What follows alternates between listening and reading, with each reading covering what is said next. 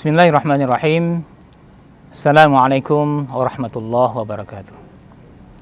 Innal hamdalillah nahmaduhu wa nasta'inuhu wa nastaghfiruh wa na'udzu billahi min syururi anfusina wa min sayyiati a'malina. May yahdihillahu fala mudilla lahu wa may yudlilhu fala hadiyalah. Asyhadu an la ilaha illallah wa asyhadu anna Muhammadan 'abduhu wa rasuluh.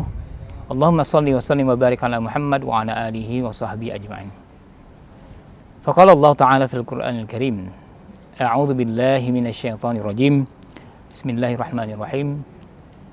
Man dzal ladzi yuqridullaha qardan hasanan falahu ajru fayudha'ifahu lahu wa lahu ajrun karim.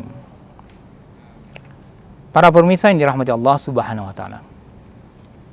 Ada sebuah jenis infak yang cukup tinggi pahala di sisi Allah Subhanahu wa taala.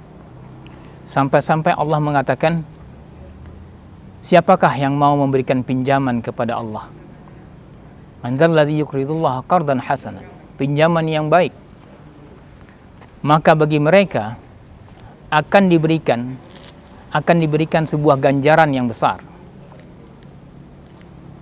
Para pemirsa yang dirahmati Allah Subhanahu wa taala, kita lihat seberapakah pengaruh qardul hasan terhadap keupayaan kita untuk membantu orang-orang yang dalam kesusahan.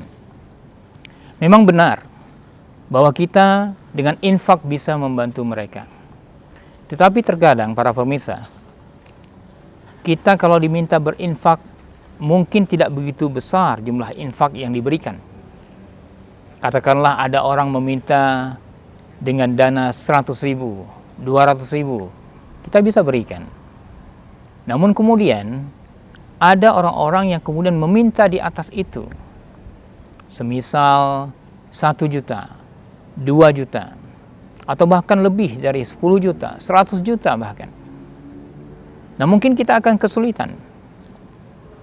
Tetapi bisa diberikan pinjaman yang kemudian pinjaman itu tanpa bunga. Inilah yang dimaksud dengan qardul hasan. Nah seseorang yang dhaif, yang miskin, ketika mereka sudah dibantu dengan infak dan mereka sudah merasa cukup untuk memenuhi kebutuhan primernya, maka untuk menopang ekonomi mereka, mereka diperlukan sebuah usaha. Apa usahanya? Tentu usaha kecil, yang hari ini mungkin kita kenal dengan nama UMKM, usaha menengah, mikro dan kecil. Nah, usaha yang sangat kecil, yang mikro ini terkadang hanya membutuhkan 1-2 juta rupiah. Tetapi dengan kita memberikan pinjaman tanpa bunga ini sangat membantu mereka dari kemudian mereka dililit dengan para rentenir. Dan apa yang terjadi? Dengan dana yang 1-2 juta ini, mereka bisa mengolah usaha mikro kecil yang kemudian bisa menghidupi kehidupan mereka tanpa harus mereka meminta-minta kembali. Jadi para pemirsa yang dirahmati Allah SWT, sebagai contoh, ada sebuah usaha kecil seperti orang-orang yang berjualan kelapa muda. Mungkin mereka hanya butuh 1 juta saja. Kita asumsikan bahwa satu kelapa itu berharga 3.000 rupiah.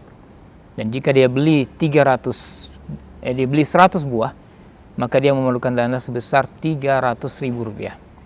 Tentunya dia masih butuh lagi perlengkapan lainnya, ya. Ada meja, ada pisau ataupun alat memotong, ya. Mungkin dia butuh juga sirup, dia butuh juga beberapa plastik, es. Nah ini akan sangat membantu mereka.